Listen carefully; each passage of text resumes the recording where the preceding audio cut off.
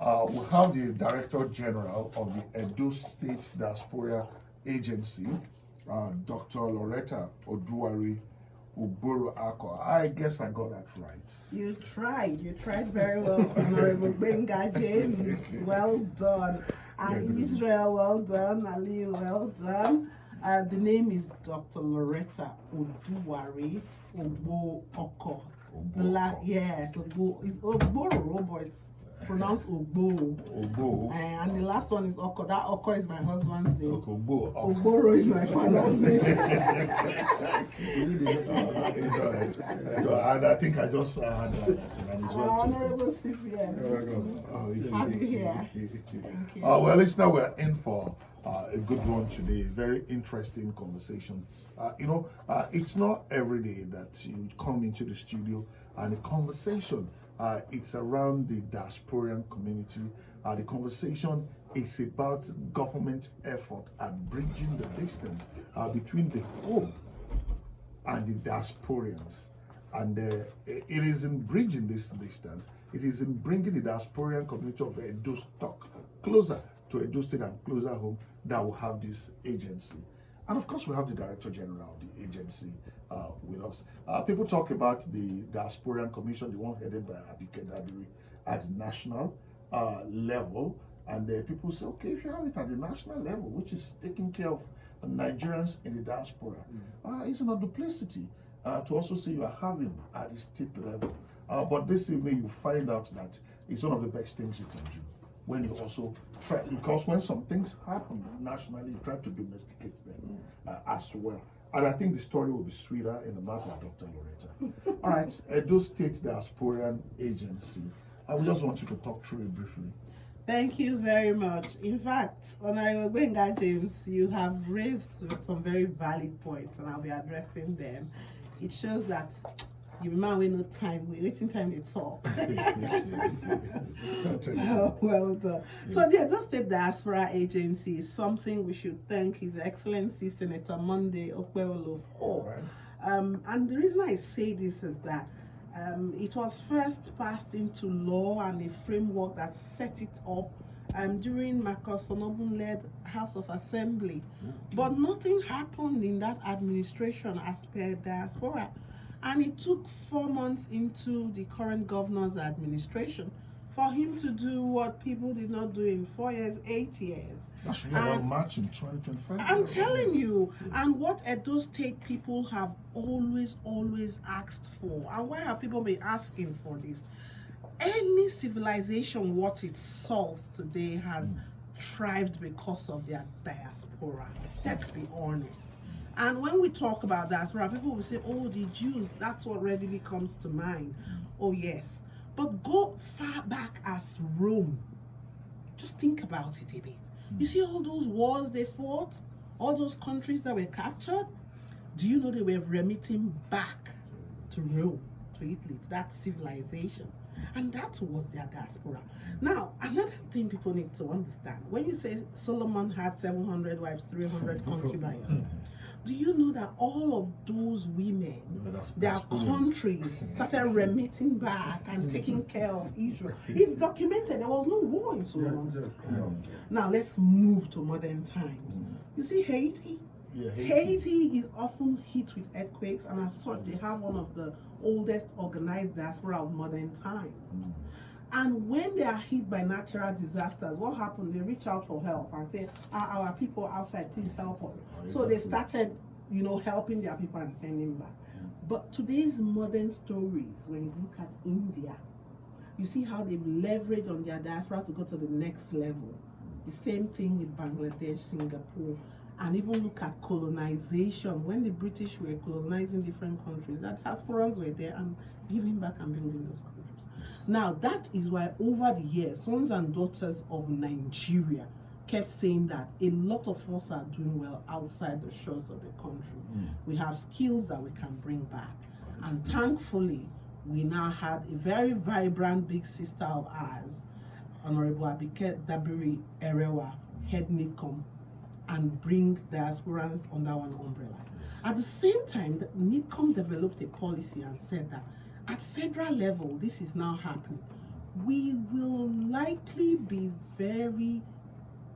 having very challenging time to get it to filter into the grassroots, because the goal is to think globally and act locally. Exactly. And the unit of governance and societal engagement is the local government at governance level, and at society level is the family. So how do we get it to filter through? So a policy was passed, the laws were put in place that every state should have a diaspora agency that is autonomous but still will respond and to NIDCOM and work with NIDCOM to get things to filter into the grassroots and also work through the local government and of course up to the families. Oh, that's quite interesting. Exactly. It's really interesting listening to you and talking us through civilizations, talking us through times. I wouldn't even be surprised if the Roman gladiators were also remitting things back home in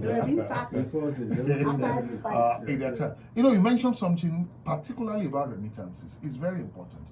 The first time I heard about the Edo State Diaspora Agency, my face was lit up, and it's not for nothing. Because it was just at about that time I heard about the Nigerian diasporan remittances of the last year.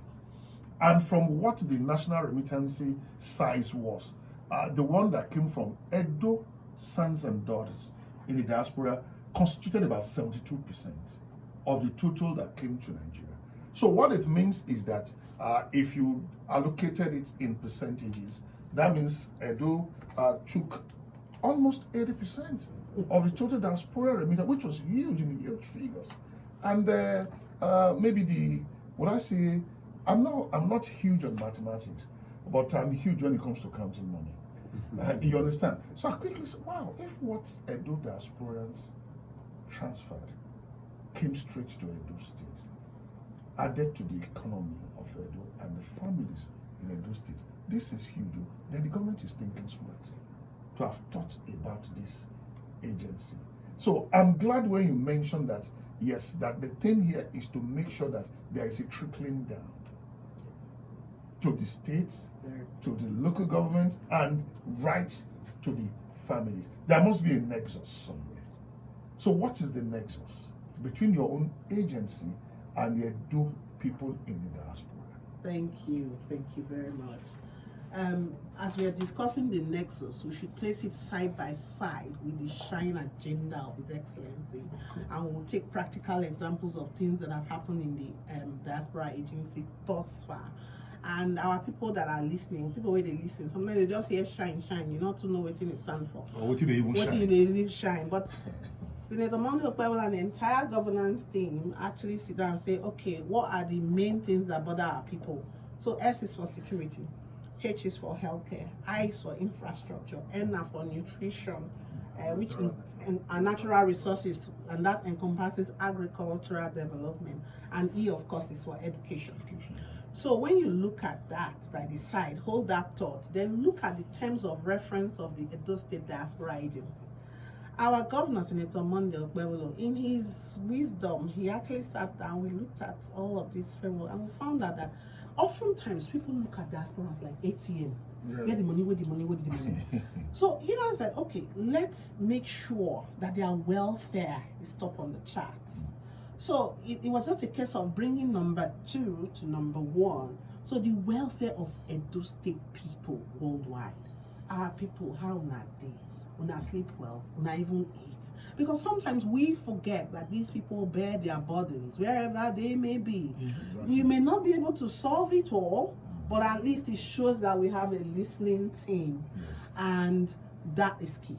The next term of reference is, of course, the remittances. Let's bring it home. Let's bridge the gap. Let's get people to know that we're now focusing on security so that they will be happy to come and invest. Because even when I started out and I went on a familiarization and awareness tour to Italy, and we went to Italy for a reason, because data shows that a lot of us are there for good, bad, and ugly reasons. You found out that when we pulled their responses, about 80% showed concerns for security. So let's tell them that the governor and the governance of the day has taken very drastic measures to make Edo State safe for investors. And of course, in the healthcare area, let's tell them that once it's safe for investors, come and do something in healthcare. And I'm very happy to say that today at the National Fellows level in the country, Edo State is topping the charts. Shout out to our Commissioner for Health as well, because the Edo State Diaspora Agency did something that was interesting. We reached out to sons and daughters from certain local government areas, all 18, to say that some healthcare area sector, there's some problem, primary healthcare, and I'm glad to say that some are being fixed by diasporans. Wow. Okay. And the local government chairmen are happy and they know right procedure is being followed. So that's in the area of healthcare for us. And of course, infrastructure, if you look at people like Palm Villa at Ikweniro, they've come with diaspora housing. If you look at the Nigerian Capital Development Fund, they have projects in place to create housing in all the senatorial districts of Edo State. And then if you quickly move on to N, which is natural resources, nutrition, agriculture, sustainability, you'll find out that a lot of diasporans are coming in. Recently, I had abroad, there's a team, they call themselves abroad. What is the problem most times is that our packaging, the final packaging does not meet standards. So they took our oil palm and packaged it beautifully. And when people come to my office, one thing they see. And of course, those big companies are eager to come and create industries from raw material through the entire value chain, because that's how you trap your IGR and that's how you employ people to properly package products that meet the standards for export to other African countries and of course outside the shores of the African continent. Wow. And then when you look at education, recently we had these people come in. You have Richard Judd Foundation, and then we also have Women Helping Women. What did they do? They liaised with the Ministry of Education, the Board of Technical and Vocational Education. They opened a skills center. They are funding it with their money, liaising with the technical college. And recently, in February, we graduated the first set from the Skills Acquisition Center, completely free, funded by diasporans from Canada, Professor Elizabeth Pedro and her people. So these are practical examples, and you see how they all dovetail into the SHINE agenda, and they are bridging the gap, thinking globally, acting locally for impact. Thank you very much. Well, in case you're just joining us, the program is still Inside Edo State that comes your way every Thursday, 8 through 9 p.m. We are having a very robust conversation, very interesting. It's about the activities and, of course, milestones already recorded by the Edo State Diaspora Agency. Aliu Lema, I could see you've been nodding to a lot of things that Dr. Loretta has been talking about, and I'm sure your mind is all wow. Yeah. So let's get it out. Yeah, I'm impressed by what the DG just said. I was just wondering, because Edo State has a very huge population in the diaspora. Yes. And if the DG was around during the campaigns, a huge chunk of this number did not support the current administration, because they were already used to the previous administration and going through what you've read, the achievements so far. So how were you able to win back, the diasporans to the current government? Because they were not part of it at all. I actually like your question, because it is a very it's from facts and the truth. When you say how are you able to win back, winning is continuous, is ongoing. It's not, there's no end point to it, and we're doing very, very well. Interestingly, last week I was contacted by two persons who worked for the other side and said, please, we now want to join you people. And one is from America, one is from Europe. That's an aside, but I just needed to let us know that. And these are staunch people, I don't want to call their names on the air. The first thing we did is to actually give awareness to the agency, because it's new, like I said before. The next thing is that, and shout out to these sons and daughters of Edo State, there are people who have been working on creating an Edo State portal, because we must leverage on technology and AI, especially across borders, across continents, and get it to work for us. So they've been working since day one on this portal to make it a way that our people can engage. and it's going to be launched soon, although we are postponing. We're supposed to have an activity in the next week where it will be launched with the agency headquarters, which is in Benin. But what this portal does is that you can go there and register as an individual and as a group. And what that's going to do for us is a huge database, and everybody's going to see what the administration is doing, because when you go there, it's like a big door. CPS, like a big door. Yeah. You click, you see links to other MDAs. By MDAs, please, I mean ministries. And so maybe you want to go to Edoji's, you see it there. Maybe you want, and I must thank the ICT team and their MD. They've been fantastic working with this team. Right.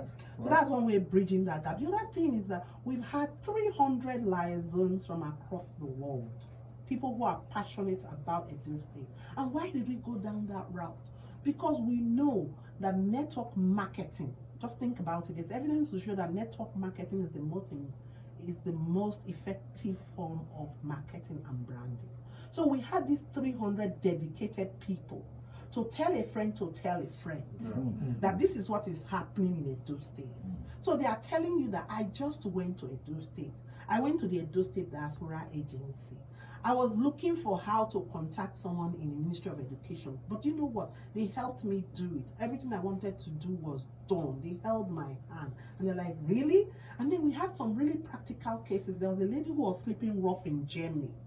She was found in a train station, and because of these our liaisons, they were able to take her to the hospital and get her to access care. And do you know that her family had considered her lost for about six months to 1 year? Wow. But when we got a bit of her details, we went to her family house in Benin, where they used to be, and we then got contacts of her siblings. One was in Europe and another one in Libya. And do you know what was so amazing? Yeah. The one in Europe said, if somebody had told me that Senator Monday Ogboro, who I did not work for or vote for or support, will find my sister who would took for dead, I would not believe it. Wow. This diaspora agency is really helping. I mean, I think Labra Sushoma actually featured that. He actually featured it. Yeah. It's fantastic. I mean, how else do we simplify? You know? So, yes, people are becoming converts. The winning is going on. It doesn't stop. It's not a single person's job. It's teamwork. It works through all the other ministries and NDAs, works through passionate diasporans of Edo State extraction across the world. Tell a friend to tell a friend, chip in something, and then, of course, the evidence on ground. Like when we were opening those tractors, I went there, I videoed it, we showed it to them, you know, and the conversion is going on. Does your agency have any relationship with the task force on human trafficking, task force against human trafficking? Oh, thank you for that. I'm glad you pointed this out. Edo State has a migration agency. Edo State has a NAPTIP version in the state, and IOM is also in the state, and then there's the task force on different things as well. Now, the way the diaspora agency works, not just in Edo State, diaspora bodies across board, even NIDCOM and in other countries, is that it overlaps. There's what you call intersects. If you draw a Venn diagram now, there's a place at the center where everything, the diaspora agency is like that. So, sir, to answer your question, Oga Liu, yes, so they intersect with different people and different NDAs and to get the positive job done. Israel Arebi. Well, you've spoken to the aspect of data, and I think I would like to go there. It's said that Nigeria has about 17 million diaspora community, and of that figure, about 60% of them are from Edo State, of Edo extraction. So that's more than half of the figure. So if we have that large number of people outside there, the question will be, what's the government doing in its thinking concerning data of Nigerians who are outside, especially of Edo extraction? And you've mentioned there's a portal that's being worked on, but I would have loved that the government can say, oh, we have an Edo indigent in so place, there's a register of it. Can we work towards that? Having said that, it leads me to the second question. Conflicts happen everywhere across the world. I will be interested in knowing what's this government doing about Edo people who find themselves in conflict zone, because it's critical that we're able to take care of their needs. Very well. Thank you, Israel. Fantastic inquisition. In terms of data is life. And I mean, apart from being a surgeon, I'm a researcher, so it's key. And that's why I took time to explain the portal. Everybody's going to go there, register, and have their unique code that will be generated. And as such, you're not able to engage with us authentically as that legal platform for Edo State people. Again, you're going to have groups. You can go to Greece now, you have like 10 Edo State groups. In London, CPS, you know now, you have like 100 Edo State groups. So, and Nigerians, because we are of all Nigerian states, we are very versatile. We have this vavavoom, and it's possibly because of our geographical situation. We're a microcosm of the country. So you can't take that away from us. So the goal is to harmonize everybody in this portal. So that's ongoing. That data generation is ongoing, and I will be economical with the truth if I don't tell you that it wasn't there before. So again, kudos to His Excellency for finding this something worthy of him to do. We'll get to that point where you are saying, and then there's something you said there are about 17 million Nigerians estimated to be in the diaspora. You see, Israel, we are being economical with the truth with that figure. Let me tell you why. I'm sure that was conservative. Yeah, it's conservative. When you study, and it depends, when you study diaspora populations, you start seeing what I mean. When you travel abroad now, Israel, irrespective of the country you are in, you are a primary migrant. Okay? You're a first generation. When you have children in those countries, their birth certificate will bear British, American, Slovakian, Russian. So when they are counting, they are going to count them as those countries. And in my research and study of diaspora populations, I'm telling you that your second and third generation, especially in Nigeria, is almost larger than the primary first generation. And one, I could have 4 kids. Exactly. High five. So that 17 million, it be like you multiply them by 2. Now hold that thought. Which is still conservative. Which is still conservative, but let's hold that thought. Now again, look over time. Western Union, they were funding Igwe Festival. Why? Because they love us so much. No, because they were amazed at the remittances they saw. Now, those remittances were even through formal means. What of the one that someone said, whoa, please, check go house. So if you even look at that, because actually estimating the true numbers is difficult, but with logistic regression, we can actually then say that significantly all these other indices is pointing to the fact that Edo State's population is humongous. So now we are saying that we're ready, we are tapping into it, and we are tapping into it on all fronts. Very soon you will see Edo State people doing great things being celebrated, because that's one of our terms of reference as well.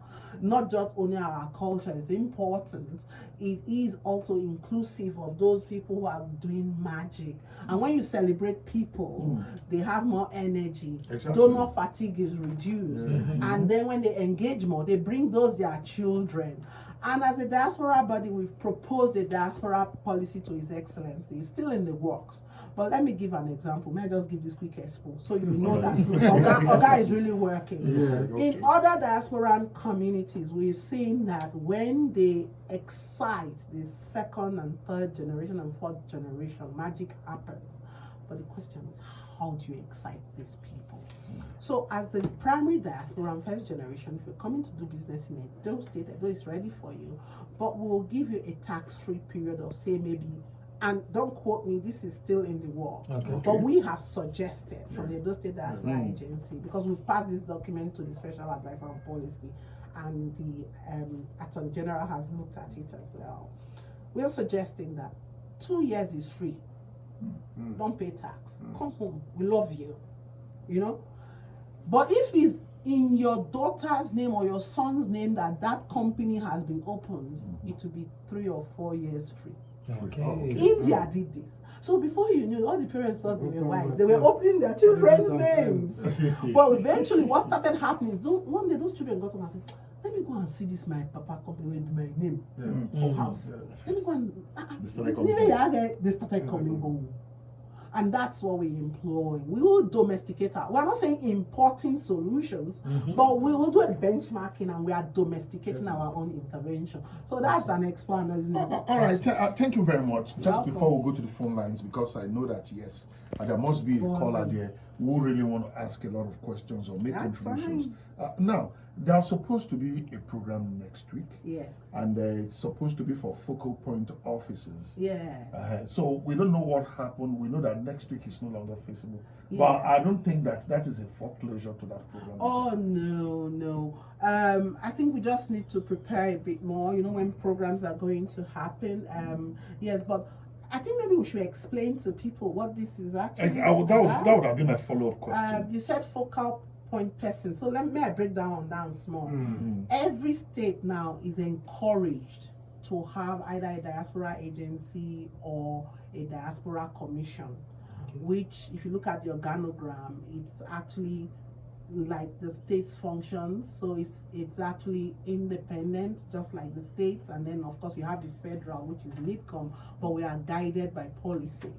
Okay, so every year NIDCOM has a very versatile activity, which is to host the member states, if I can use that word, where they have. So I am a focal person for Edo State now. Okay. Each state has one focal person. So you host all of them together along with the people who are lawmakers in the country and policy drivers. So you have the Senate Committee on Diaspora and NGOs. That committee and their lead will be here. Right. Then you have the Reps Committee on Diaspora. They will be here.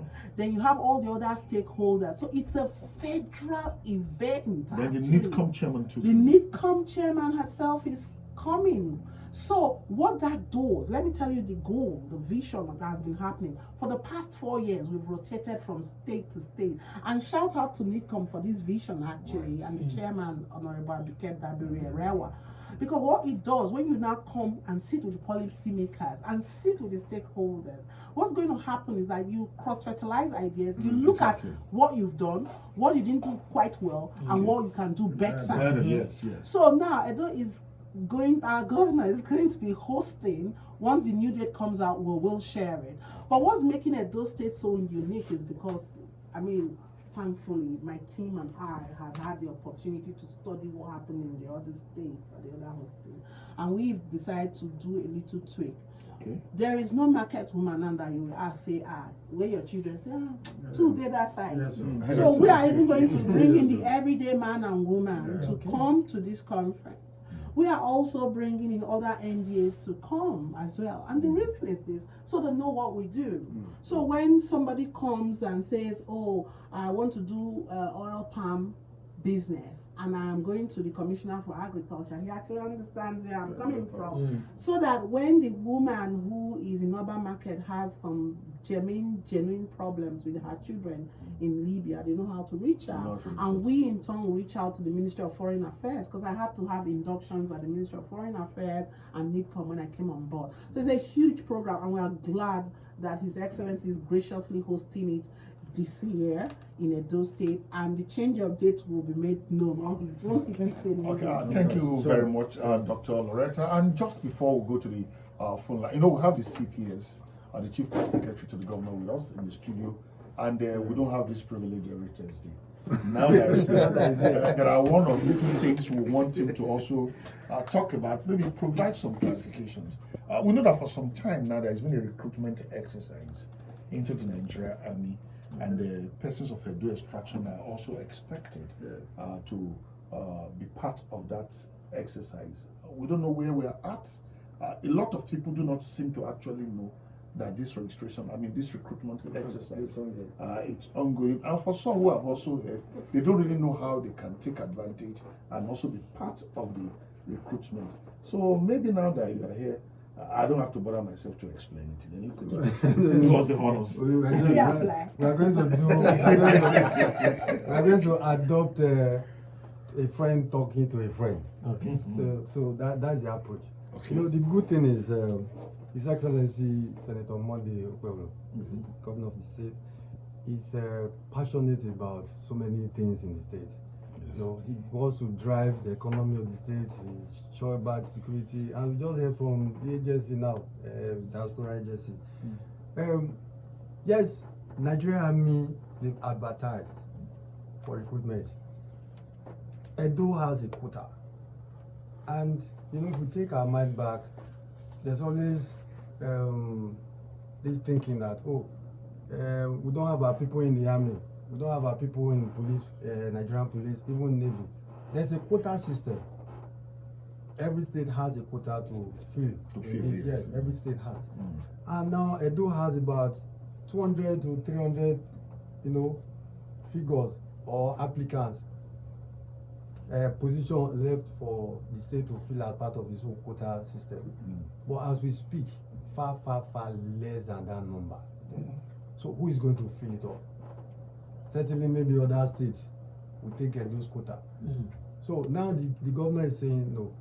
Every eligible Edo youth, Edo Central, Edo South, Edo North, once you're an eligible youth, come and apply. Do we have some of those eligibility? Yes, I think minimum school start.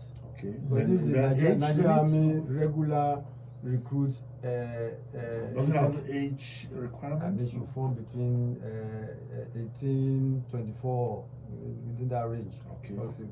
There's a flyer. They say things like no previous criminal records. No, obviously, you would have been certified not to have been involved in drugs and all of these things. But the good thing is that I am sure once you put yourself up for this program, you certainly will get employed.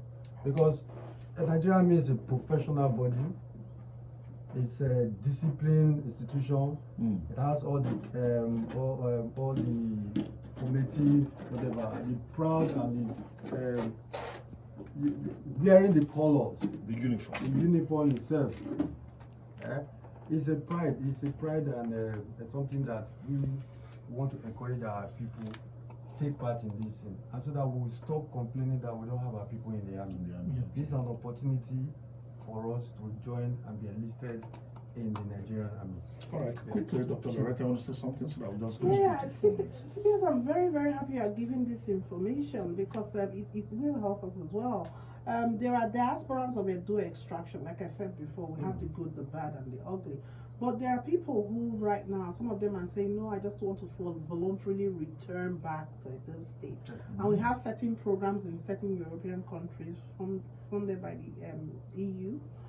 So it would be very good for me to pass this information on to them. To say if you are between 18 and 24, joining the army is an option because they hold their hand and they see them through for up to a year, even when they return. And I think IRARA is leading on this, so and even arrived. So it would be good for us to plug this in and say the army is an option. Such as Edo State extraction. You have this is really good news. All right, thank you very much. Well, an interesting episode of the program it has been, and the program is incomplete without hearing from you. And I think you know what to do, Mr. Let's start getting the calls. All right.